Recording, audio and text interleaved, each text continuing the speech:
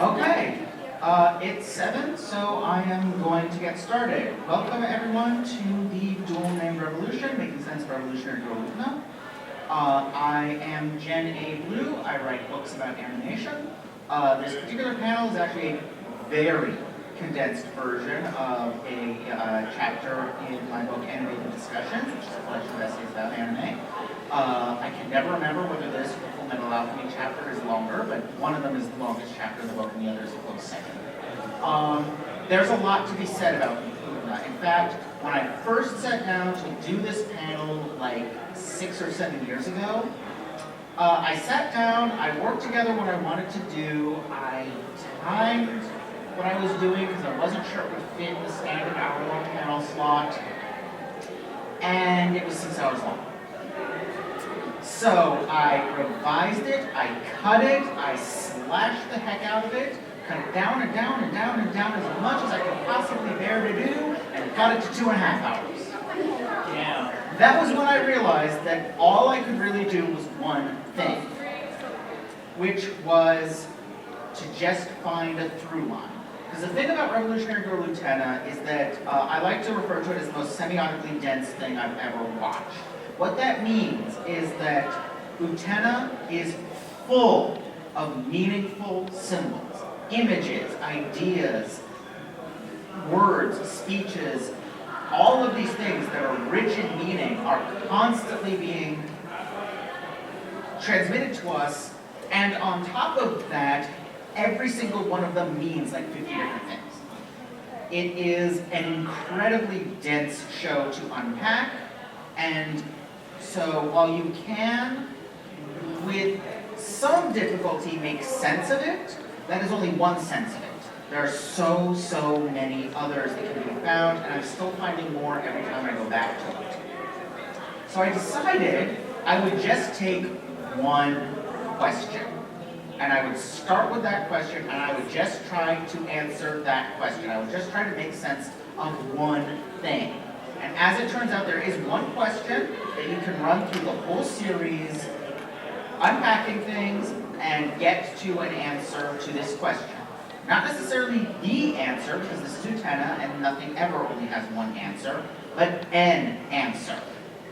And that question is, why the heck, in the movie, does Utena turn into a car? How many of you have seen the movie? Okay, those of you who haven't are in for a trip. I'm assuming all of you have seen the show. So, in the movie, Utena has just won her final duel, and she and Anthe are running hand in hand to escape Otori Academy, and then this happens.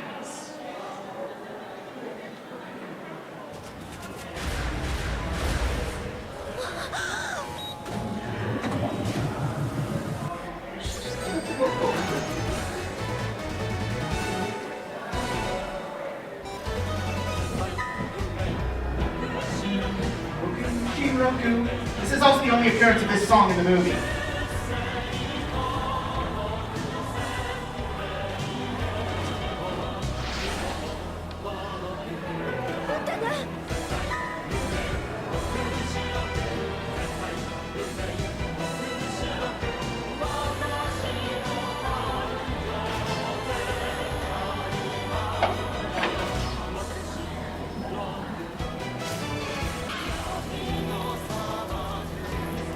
That awkward cut was me.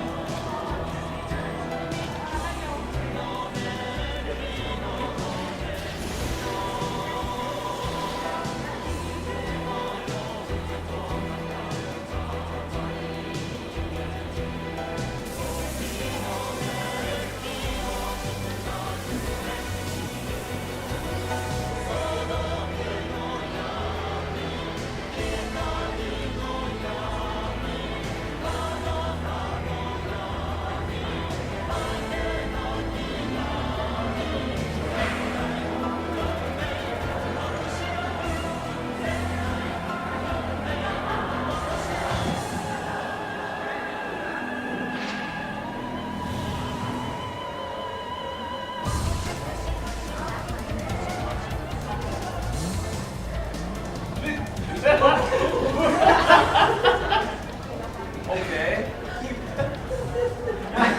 Wow. It's a cool car. I love how Anthe's reaction is just, Utena? Like, even Anthe is like, what the heck is going on right now? That is amongst people who have seen the show and the movie, that is one of the big pressing questions. Why the heck does Utena turn into a car? For those of you who have not seen the movie, the next 10 minutes are an extended car chase sequence, concluding with them riding off into the sunset together making out. But, yeah, Utena turns into a car, and then Anthe drives her away. Symbolism. There is a way to make sense of this, and that's what we're going to spend the rest of this hour doing. Okay. All right. It's going to take a bit. We're going to start with the idea of narratives. Okay. Narratives are really important to us as human beings. We are a storytelling species. We construct our life out of stories. We construct ourselves out of stories. Identity is essentially a narrative about who I am and where I come from and where I am going. And they help us to organize our lives in a lot of different ways. We can impose character archetypes on ourselves. We can say, this is the kind of person I am who does this kind of thing, and that story can help us make decisions. It can help us be who we want to be. But it can also limit us. It can trap us, even. And a good example of this in the show is Miki and Kaoru, who are trapped by the narrative of a particular memory. They both have different versions of this memory because they were seeing it from different perspectives. But Miki clings to this memory of the sunlit garden, of being a child and of playing piano with his sister, and it was beautiful and wonderful and pure and perfect. And because of this narrative, because all of his focus episodes are him making terrible mistakes because he is chasing after this narrative that never really existed insofar as anything is really in an Ikuhara show. Spoiler, nothing is. Kaoru also has a memory of this. Kaoru's memory is that she was terrible at the piano. Miki was totally carrying her the whole time, and that was why she stopped doing it. We never find out which is true. It doesn't matter which is true, because to each of the characters, their own version is true, their own version drives them, and their own version distorts their lives in complicated ways that lead them to do not so great things. Anthe, meanwhile, is caught in between narratives, and I'll talk about this a little more later on. But Anthe is trapped between being the Rose Bride, between being this perfect, pure princess who is whatever other people want her to be and does whatever they tell her to do and is just, the perfect princess that they're all seeking after, the damsel in distress to be rescued. Everything they project onto her, and being the witch, being cruel and capricious and powerful. And she's trapped between these. These are the only two options that she can see to be, the only two stories she knows about who she can be. And neither of them is really her, and neither of them is really healthy, but she's caught. And then in Utena, we have another character trapped by memories. Utena is trapped by this memory of being young and sad, and the prince coming and cheering her up and showing her something that drove her to become a prince herself. And that is a trap. Even though throughout most of the story it drives her and allows her to achieve things, ultimately it leads her to the edge of destruction. Ultimately it opens her up to manipulation by Akio. The last thing I want to note, and this is relevant to this idea of people being taught stories in this show, is the way that time editorial is broken. If you were in the Ikuhara panel earlier, anyone was? Okay. You might remember that there's the whole thing about the stopwatch. and Ikuhara has been deliberately like not answering what is up with Miki constantly playing with his stopwatch. My pet theory is that Miki has noticed how screwed up time is at Victoria Academy, and he's trying to catch it in the act. Time is broken, especially in the Black Rose arc, because people are caught in their pasts.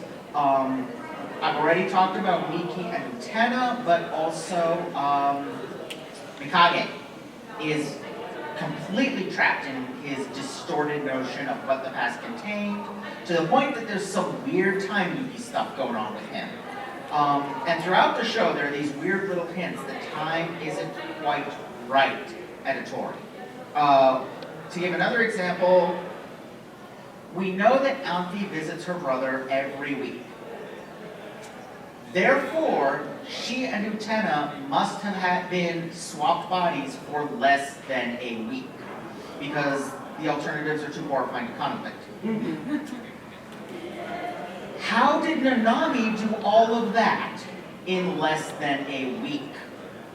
That's just one example of how, like, the Nanami side of the adventure and the Auntie Utena side of the adventure really seem like they're taking vastly different amounts of time to happen, but they're both happening at the same time. Time is messed up because of all this wrapping around to the repeating the same stories.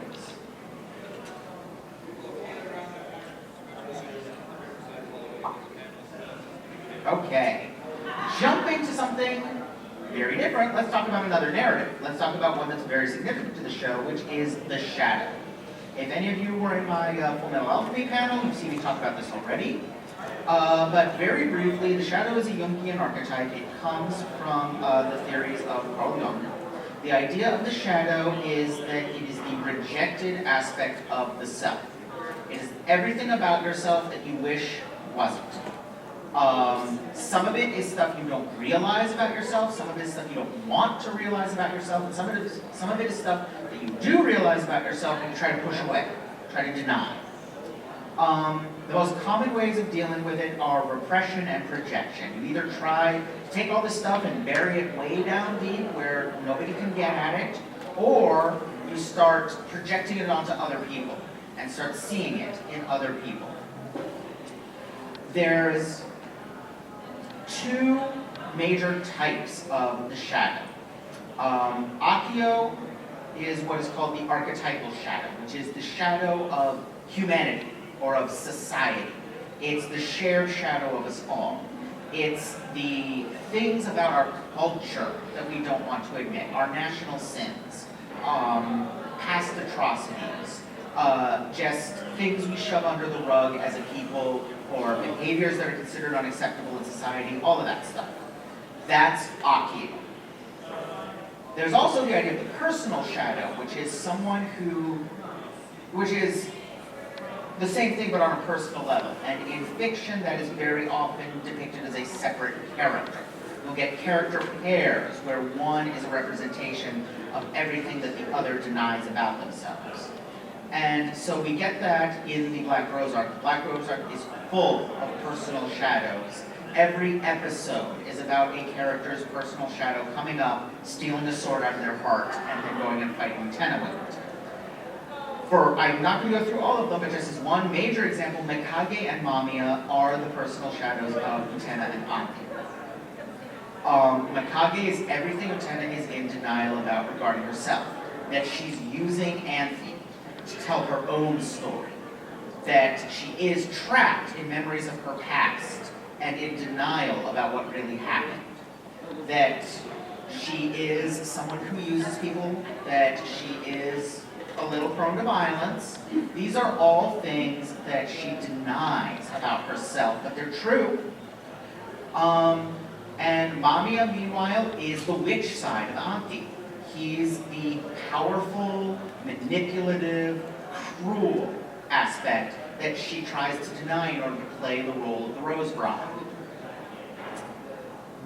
Notably, however, they deal with this in two very different ways, because Auntie is Mamiya. This is a case where Ikuhara likes to make the line between metaphor and not metaphor, very blurry, and this is a case where he does that, where the shadow is a part of the self that gets represented as a different character very often. Here, It was represented as a different character until suddenly it's not. It was the same character all along. This is important because the key to the shadows that is created by rejection, again, it's the parts of yourself that you reject, which means it cannot be defeated by fighting it. That just makes it stronger. So the fact that Utena fights Mikage traps her even more deeply into Mikage-like behavior, which is what launches us into the next arc. It is only when she accepts these things about herself and admits them that she is able to grow past them. As long as she keeps rejecting and fighting them, she's actually still playing into Akio's hands.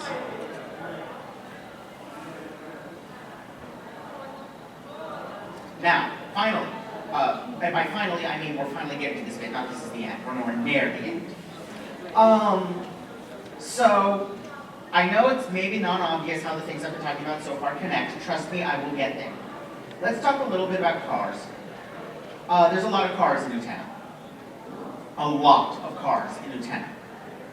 And throughout the show, they are used as a symbol of freedom and adulthood because that's kind of what cars represent in our culture.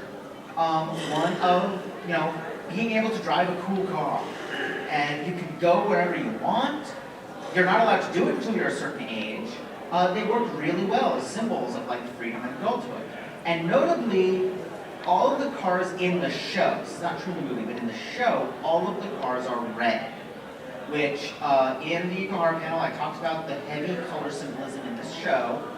Red is the color of the self and of power. Red, and those can be many different things throughout the show. But specifically, the red cars are used by Akio as a place in which to tempt people.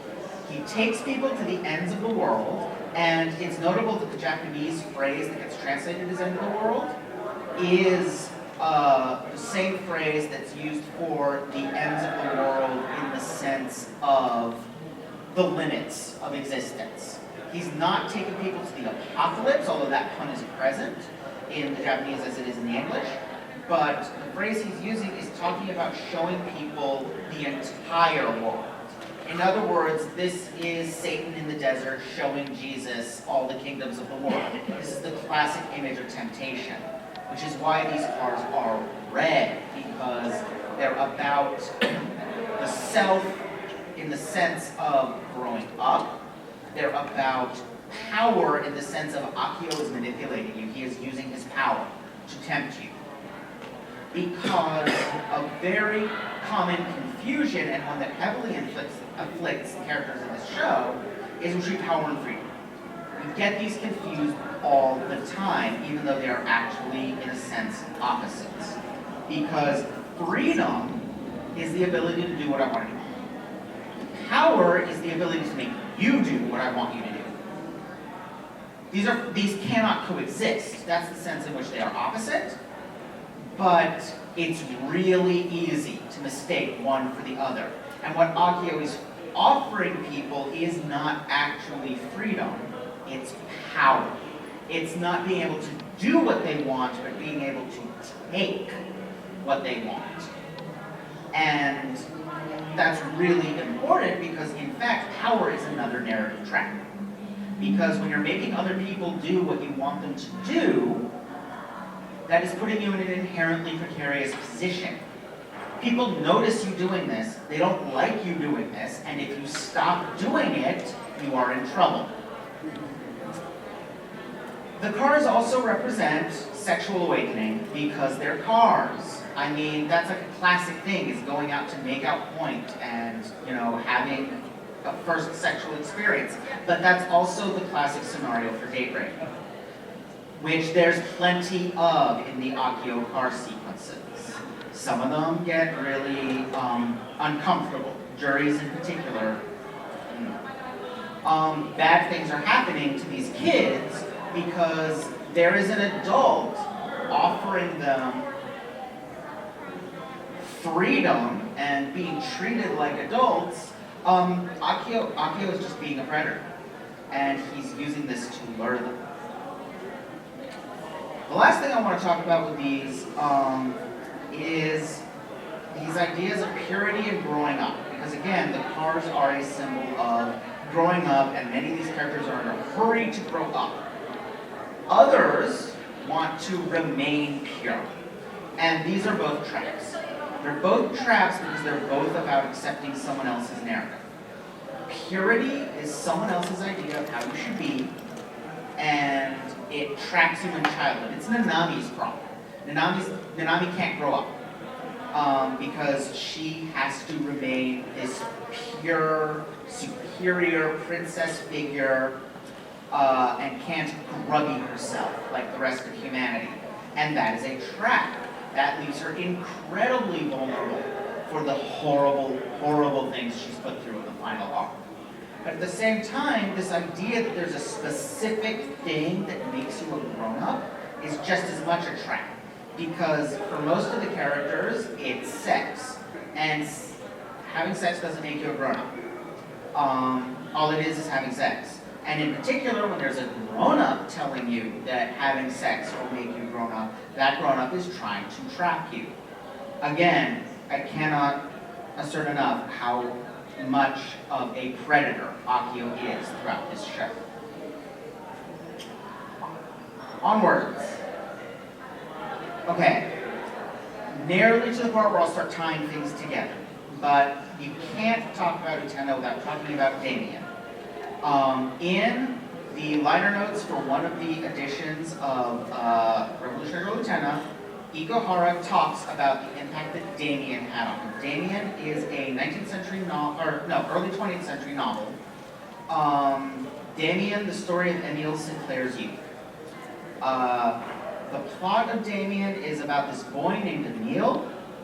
Emile is really conflicted because he's caught between what good and evil, but his very specific ideas of good and evil, because again, this is early 20th century Germany, are good, meaning being a good little Christian boy and conforming to all the rules involved in that, and evil meaning being who he wants to be and doing what he wants to do. And he's caught between these two things, which should be a familiar struggle for anybody who's watched Utena. He gets drawn into the orbit of this older boy named Damien, and Damien is strong and proud and independent and handsome, and I am amazed that, as near as I can tell, there is not a boys' love adaptation of this, but somehow there isn't. It gets real gay. Damien's just straight up rejects the dichotomy of good and evil. Damien says that there's no such thing as either. All there is being true to yourself and not being true to yourself. And there's a great bit where Emile asks, well, but what about stuff like murder and rape and theft? And Damien's response is someone who is true to themselves won't want any of those things. They won't need them because they're true to themselves. They have everything. Damien and his mother belong to this cult that worships this god named Abraxas, who is the god of both good and evil. He created both of them and is therefore above both of them. And this cult believes that the end of the world is coming. They see this as a good thing because it's the wiping away of the old order and the creation of a new world where those old constraining rules don't apply and people can finally be true to themselves. Then World War I happens, end quote. There's a lot of themes going on in this book. The use of apocalypse and adolescence as metaphors for each other, I mean, that's right there on the surface in Utena. The association of both with revolution and rebirth is again right there in Utena. This book heavily, heavily, heavily influenced Utena. I cannot overstate that. And this idea of being trapped between who you want to be, which is bad, and who you are told to be, which is good, is a core conflict of the show. That is the core conflict of most of the characters. That is Utena being told she has to be a girl and insisting that she's a prince. That is Auntie being told she has to be the Rose Bride and or the witch, and neither of them is really who she is. It happens again and again and again with these characters. I'm very quickly pulling up a note for the next bit. Okay. Now, just as one indicator of just how much Damien there is in Utena's DNA, I'm going to show you a clip, and I'm going to read you a quote. The clip is from Utena, the quote is from Damien. 卵の殻を破らねばひな鳥は生まれずに死んでいく The bird fights its way out of the egg. 卵は世界 The egg 世 is 界 the の殻を破 world. らねば我らは生まれずに死んでい Who く would be born must first destroy a world. The world flies to God, that God's 世 name 界 is を a 革 fact. 命するために Little bit of a connection there. Also, if you look at the official soundtrack listing, the music that plays in that scene is called That God's Name is Abraxas. Did I copy your homework? Yeah, just change it up so the teacher doesn't know. It is also worth noting that this book is very heavily influential on Young Genesis Evangelion because when they met, the first thing Ikuhara did was force Otto to read it. Anyway, so let's get into the question. Since we're talking about this conflict between good and evil, let's get into that question because over the years I've seen a lot of fan arguments about whether Anthe is good or evil. When there is a straightforward, obvious answer, because this is Ikuhara, the answer is yes. Anthe is good or evil. Anthe is a point of balance within the show. Anthe is both the victim and the victimizer. She is the victim in being constantly pierced by those swords, in being abused by Akio, abused by Saionji, abused by Nanami's friends, abused by almost everyone who meets her, because she's the woman who gets blamed. But she's also the victimizer. This is one of the reasons I love how Utena does recap episodes, because every recap episode of Utena contains something incredibly important to the rest of the show that is otherwise not there. The Nanami recap episode, the one that shows us everything, all of the silly Nanami filler episodes, is also the episode that shows us that every single bad thing that has happened to Nanami in the entire show was Anthe taking revenge for Nanami picking on her. If you just watch the Nanami filler episodes, Revolutionary Girl Utena is a show about a girl who bullied a witch and got punished. She is both Utena's greatest ally and the person who literally stabs her in the back. She is both the princess and the witch. She is both good and evil because so is everyone. Because morality itself can be a narrative track. I like to talk about what I call atomic morality versus totalizing morality. Atomic morality is that thing you did is bad. Totalizing morality is because you did that thing, you are bad.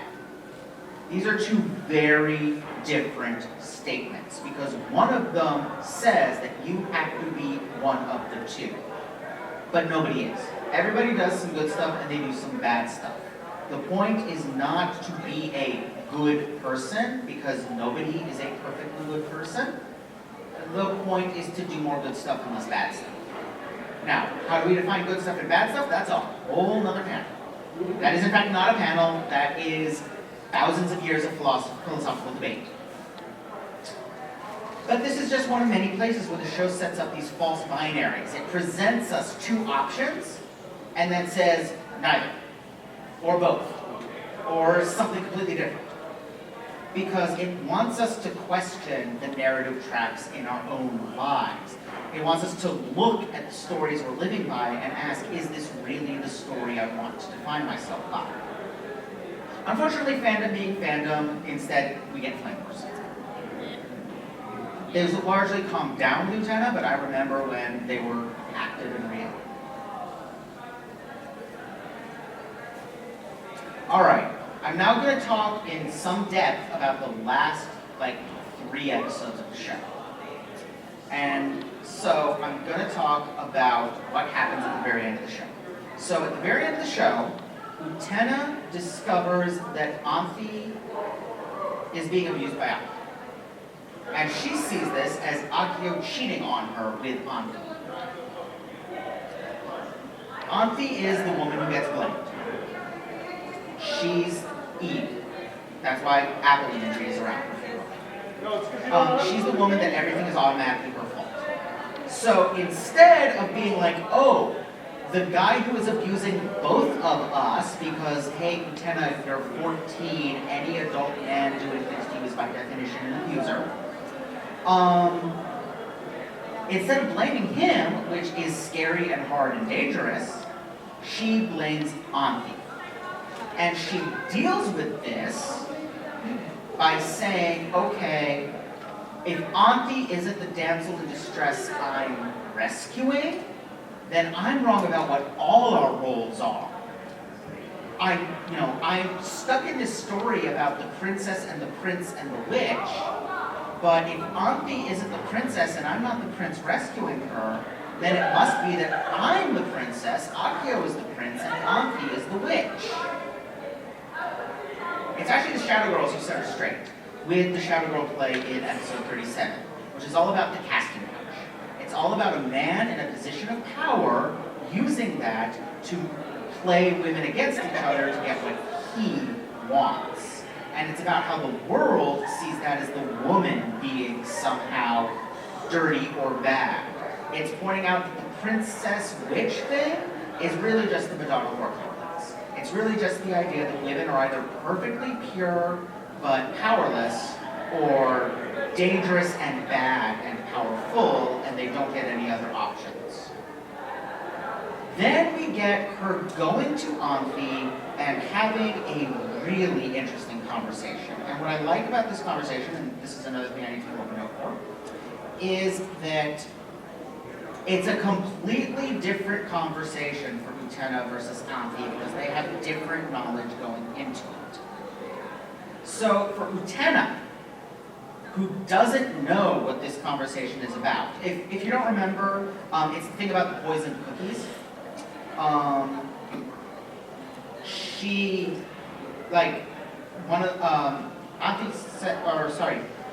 Anfi says she poisoned the cookies. Utena says, well, that's okay, I poisoned the tea, and then they're both like, oh, okay, and then Utena eats a cookie and Anfi drinks some tea. In Utena's view, what's happening in this scene is Anfi saying, I'm dangerous, I'm poisonous, I've hurt you, and I'm going to keep hurting you. Utena sees herself as responding, I hurt you too.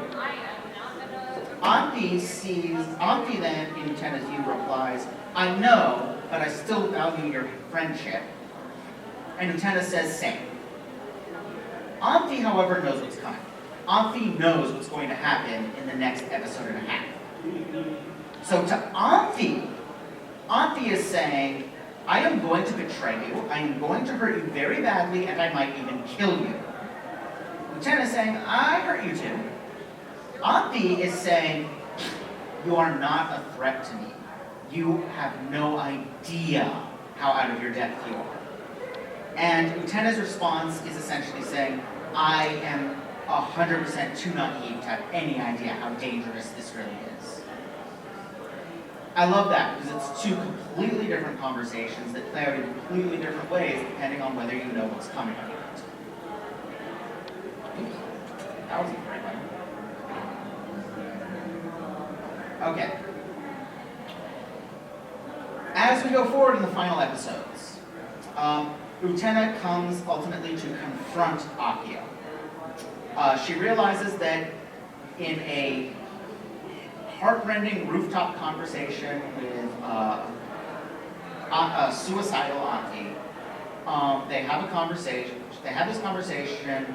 Utena realizes somewhat what's really going on. She realizes that Akio is abusing them both, and she goes to confront him. And Akio is just pure classic abuser in their duel. He is obsessed with controlling her.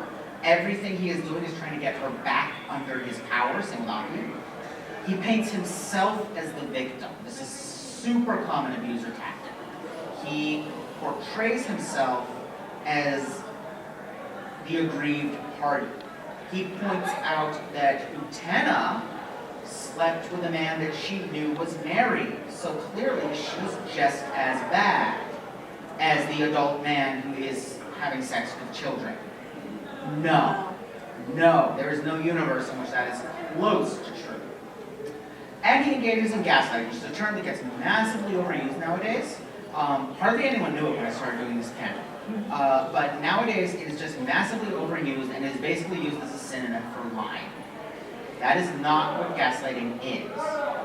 Gaslighting is a pattern of behavior where an abuser tries to persuade the abused person that their understanding of how the world works and their basic ability to interpret what goes on around them is not sufficient, is broken. It's essentially trying to convince them that they're crazy, so that they have to depend on the abuser's view of how the world works. And that is what he is doing by revealing to Utena that all the duels have been illusions, everything has been made up, none of this is real, and she has no idea what's really going on. He is trying to get her to falter, trying to get her to doubt her own sanity and her own understanding of reality so that he can substitute his own. We then get into a major theme of this show. When we flash back to the rest of that rooftop conversation between Auntie and Utena, where Utena realizes that the prince is just as toxic a role as any of the others these characters have been taking on. Because she hasn't been helping Auntie, she's been saving Auntie. She has been imposing on Auntie her own ideas of what Auntie needs. And out of her own ego, her own selfishness, her own sense of her own identity, she has been trying to rescue Auntie without actually consulting Auntie. By contrast, helping is a surrender of control. Helping is when you say to someone, what do you need? And then you either do or don't give them that, but they're the ones in control of it. That's why at the end, Utena doesn't do some kind of diving catch for Auntie, she just holds out her hand, and it's up to Auntie to take it. Because finally, Utena is no longer trying to save Auntie, she's trying to help Auntie. She's trying to give power to Auntie instead of exert power over her. And this is important because through the whole show, we've been given this duality that Akio used to be Dio, and Dio was brave and good and saved princesses. But Dio is the one who tells Utena when she's lying on the floor bleeding. He's the one who tells Utena, you can't do this. He's the one who tells Utena, girl, you're just a girl. You can't do this kind of thing. Because there never really was a prince. Because saving princesses was always about keeping them as princesses. It was always about asserting power over them by swooping in to rescue them. Utena fails to save Auntie. Utena completely fails to save Auntie, and that's actually a good thing because she chooses to help Auntie instead. And that gets us into the final minutes of the show. We have the duel named Revolution. This is the duel that grants the power to revolutionize the world. Whoever wins this duel can completely change the world. This takes us back to the Damien thing. Breaking the world so that you can go free of it. Breaking that egg so that you can fly free and be who you really want to be. Because the world is made of stories. The world is all of those narratives. And this is the moment of breaking free of the ones that were imposed on you and selecting your own. But who won this duel? Because Auntie falls because Utena failed to save her. Utena vanishes from this world. But it's also really obvious that Akio lost. He did not gain the power he's been seeking for who knows how long and how many cycles of the dueling game. And with Anthi's departure, he cannot ever try again. Because the Rose Bride is necessary to this process, and without her, he can never get at that power. Everyone else moves on. Akio is trapped in the past, but everyone else is moving on with their lives in the final minutes of the finale.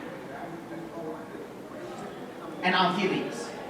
Anthi leaves to find Utena, and I maintain firmly that she succeeds.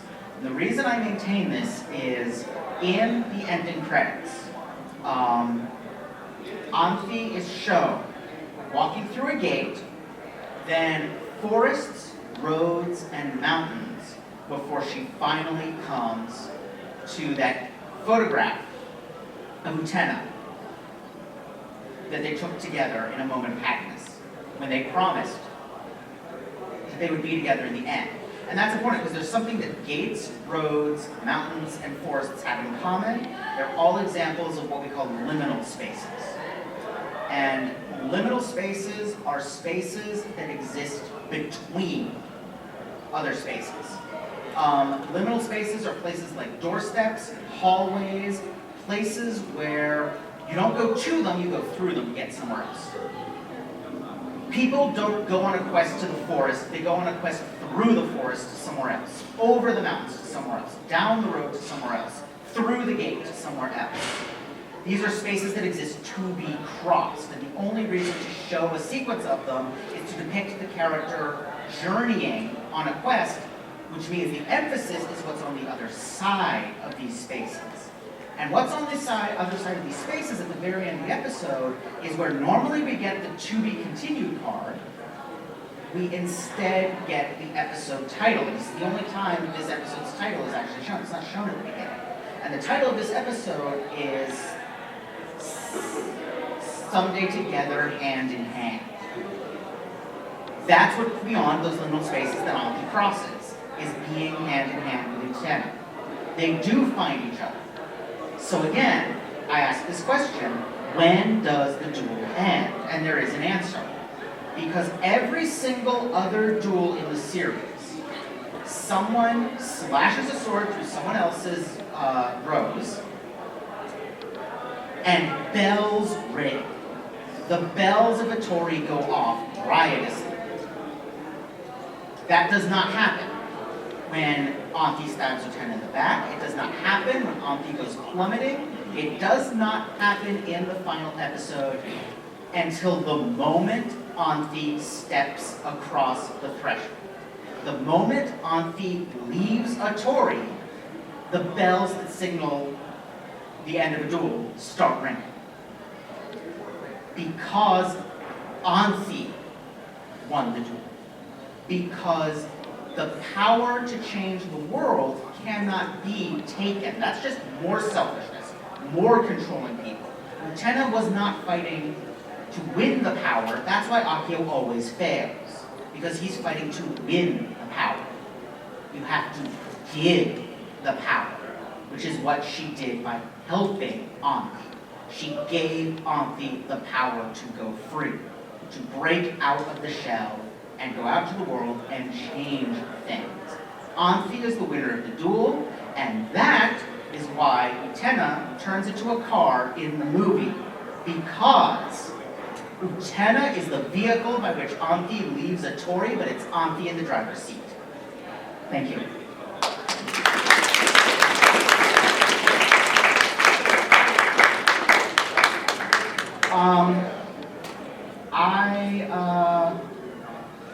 We have a few minutes for questions. This is a 45-minute panel, not an hour one. So there's a few minutes for questions, but before we get to that, I just want to pull up. So these are my, These are my panels for the weekend. I've done most of them at this point, but I've still got 3 tomorrow. One is on the DC Animated Universe, one is on The Good Place, and one is on transgender narratives. These are the places you can find me and my stuff online. I've also got cards if anybody wants them. And thank you all for coming. Are there any questions? So I walked in a little late. I'm sorry if it's like uncomfortable. But it has to do with the barefoot girl. When I watched the series, I viewed the scene between Utena and Akio as completely non-consensual. But I've heard a lot of other people, like I viewed it as completely forced, completely non-consensual. What is your take on, I guess, the degree? Like, was it manipulative or was it completely forceful? So, I think it's deliberately not shown, Okay. but, Utena spends the whole scene dissociated. It also. Utena spends the scene talking about what she's going to make for lunch tomorrow. Yeah. That's dissociation. That's disconnecting yourself from what's going on around you because you can't handle what's going on around you. That is a trauma response. So regardless of whether physical force was used or not, this is a highly traumatic experience for Utena. And again, as I keep emphasizing, Akio is an abusive shit. So that is how I read that scene. And as I mentioned earlier, important stuff happens in recap episodes. That scene is in a recap episode. Go. Anybody else? Yeah, in like 5 hours. Just thinking about that Sebastian Brewer cowbell. Can you just explain that? Okay, so that is part of the ongoing saga of Anthi punishing Nanami for having picked on her in a couple of early episodes. Basically, the idea is that Nanami is kind of selfish and self-centered and very vain, and so Anthi uses that in almost kind of an emperor's new clothes kind of thing, where she's getting Nanami to do something really embarrassing out of vanity, and then magic happens and she actually transforms into a pretty embarrassing creature to be. It's also very notable that Dona Dona, the song that plays during that, is actually a Yiddish music hall song that is usually read as being about the Holocaust. I don't have an interpretation of that handy, but it's an interesting fact about it. Anybody else? Okay. Once again, thank you all for coming. I have cards if anybody wants one, and I'll have a few panels tomorrow. Oh, also, I recorded this panel. It will be online eventually.